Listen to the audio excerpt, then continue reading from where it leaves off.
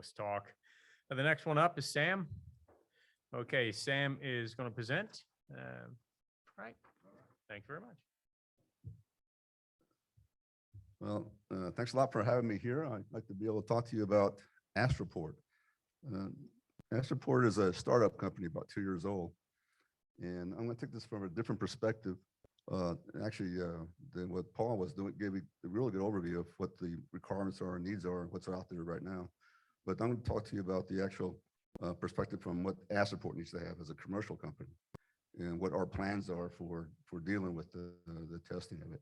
And to give you some background, first I'm going to set the stage as to why we do need to have a HEP testing facility. So our goal is to build infrastructure on the moon. Our goal is to specifically to work on lunar landing pads. And the aspiration of the company is to be able to learn how to operate these landing pads as well, to be the actual operator of the pad after it's been constructed. Our approach to doing this is to first work with the materials that we need to work with, and understand the material that's out there for the construction part of it, and then understand the construction process. How do you actually take that material and build with it? And then eventually the long-term range, the business plan is to be the operator of the landing port, the Astroport, like a fixed base operator, much like we have here in general aviation airports that has one company that takes care of the maintenance and the refueling and all that. That's kind of the end game for us, much down the road. So we all know this. I don't need to say this to this community, but regolith is a resource, and you can take the extraction processes out, volatiles out of it. You can build with it, but we decided to take the low hanging fruit. We're just taking the regolith and we're going to melt it. That's all we wanted to do, is learn how to melt that regolith, turn it into the bricks, into the tiles, the landing pads, material that we would be able to use for the construction process of it. And we've been doing that. We've been able to produce these bricks. They're pretty strong. They're stronger than high grade concrete. We've done some testing on them, and now the next step is to figure out how to get them into the shape that we want to have. We've been able to work with a proprietary printer process that actually allows us to print these bricks in a way that can take the regolith, feed it to the melter, shape the brick, and place it all at one step. So we're not doing a lot of hauling back and forth of bricks and all that. That's where we're trying to get to. And the next step of that is the formation now. We've been able to get to a certain level of size of the bricks. One of the issues is what's that brick size, the alpha size, that's going to really drive the requirements of the amount of regolith, or the feedstock we're going to need to have to make that into the timeline that is appropriate.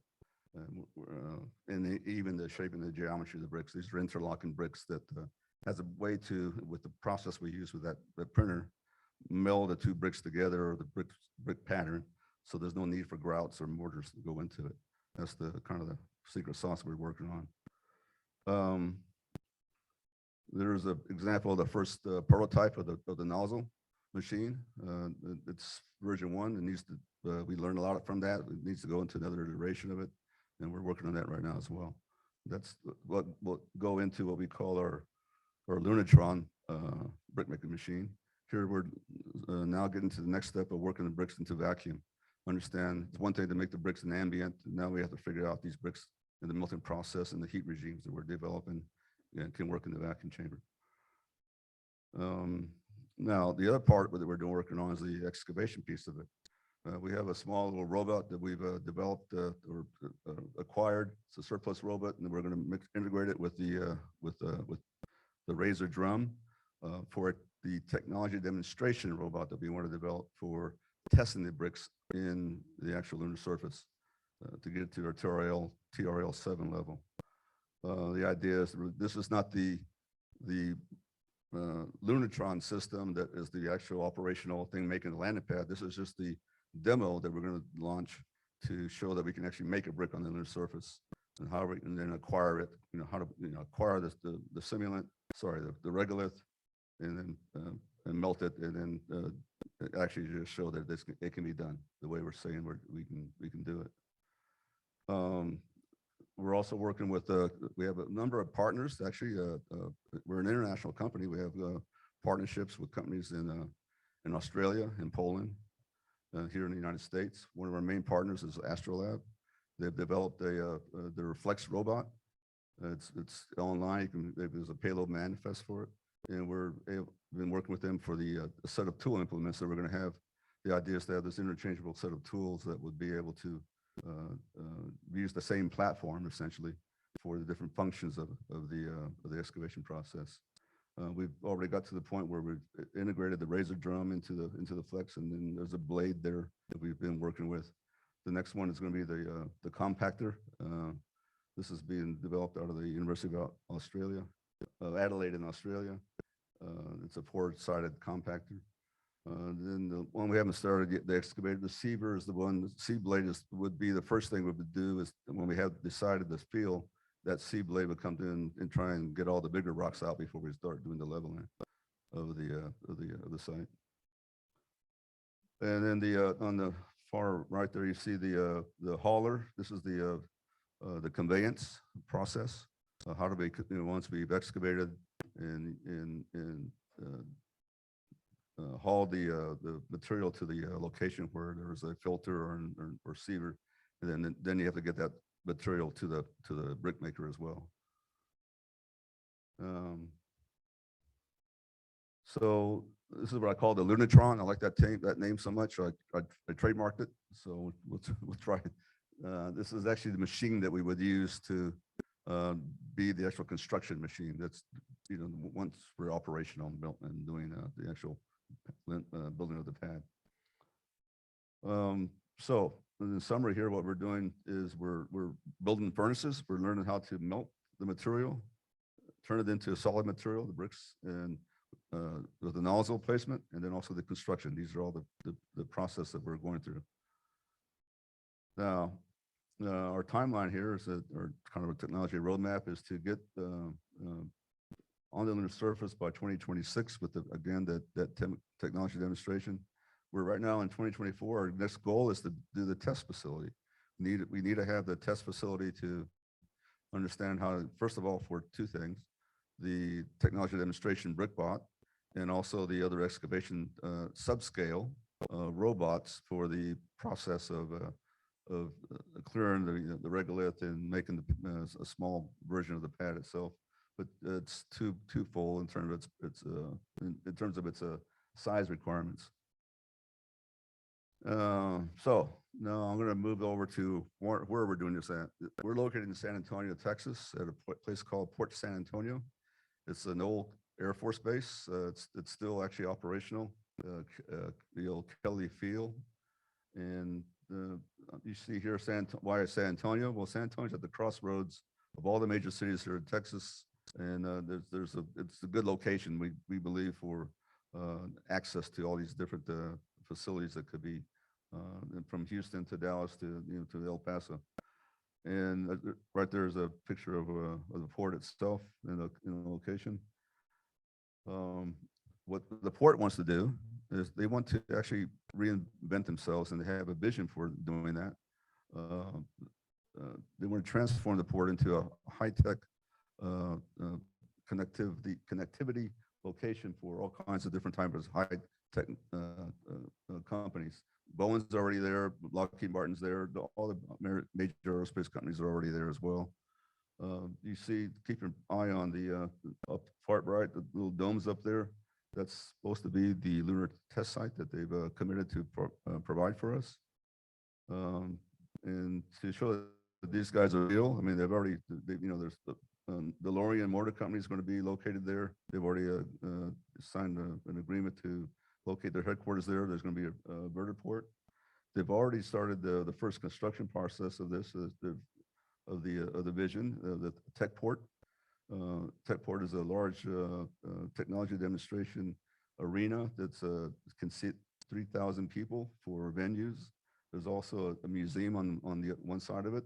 We're located in that museum with the exhibit we have there, where we're shown an ability to do our 3D printing technologies. And the idea is to bring in students in the STEM education. The community there in the area is to show the community the viability of that we're going to the moon, that the San Antonio can be part of this program, and that the students and the student community can be part of that. So the idea is to not just show technology demonstration of these different companies, but to bring students through there and give them the opportunity to be inspired and be, career paths. So it's a big part of why we're developing this thing. So here's what they've committed to provide for us in partnership with them and the University of Texas at San Antonio, as well as part of this is this technology research facility to again be part of the community for San Antonio. And again, it's a partnership with Astroport, UTSA, and the Port of San Antonio. Here you see a small version of concept ideas of what this thing could look like. In the beginning, we thought it would be under some sort of a dome facility. The requirement we found out of the Luster program of 10 meters is what we're originally thinking about, 10-meter diameter facility. And it would have, extra modules out of it that would do the processing in areas for the robots and clean rooms, that kind of thing. But as we got into it, it's probably not big enough. We're probably gonna have to get a bit larger. Again, the 10-meter diameter is gonna be an ability to provide subscale robots, not the full scale that we need to have. And we'd be able to manufacture the simulant. 10-meter diameter would probably require 140 tons of material. We have our own material there called LCATS-1 that we're working with. It's a good mechanical material for traction. It's locally sourced. And but there's also other things that have to come into play. The support facilities, the staff and workstations, the restrooms, just the basic aspects of running an operation is probably going to drive that facility to something a little bit larger than that 10-meter diameter that we're looking at. So here's kind of the evolution of where this could probably go into. For our museum exhibit, we would probably upgrade that and provide these are small kit robots. Then this will be the students can come through there and they can actually manipulate the robots and work with them on the small little sandbox and understand that our CONOP process. The enclosed facility would be that 10-meter one, but now we have to get to the point where we're already working with full scale facilities. With this Flex robot is at full scale, and the integration of those bucket drums and those other implements. It'd probably be something more akin to what you saw earlier from Paul. This is the lunar facility in ESA. That would probably be where we're looking at in terms of the actual building we would build there at the Port San Antonio. But then the exterior part of it, we're also working with the University of Adelaide in Australia, the Andy Thomas Center for Space Resources. They're marching toward developing an outdoor facility as well. And we have a good partnership with them together with the University of Texas at San Antonio, somewhere around 2 acres. And eventually we want to get to, there's a site there we've identified. It's got 75 acres that we think is a good analog site for exterior development of not only the robots, but some sort of a subversion of a layout of a base and landing pad area as well. And so talking about the partnership with the Australians, their Exteris lab is already up and running. They're planning to build this 10,000 square meter facility in Australia. And the idea there would be to have this joint ability to do the remote communications of robots operating out of the control room out of Australia, and then maybe working in the area, our own facility there in San Antonio, and do the remote control operations as well. It's a proven ground that they've already identified. They've got funding for it. They're getting ready to get it started. And essentially, I think that's the end of it. So here's I just came from them. I just came from Australia to this facility and lost my luggage on the way, by the way. So Anyway, that's the group there, and that's about it. All I gotta say. Thank you very much.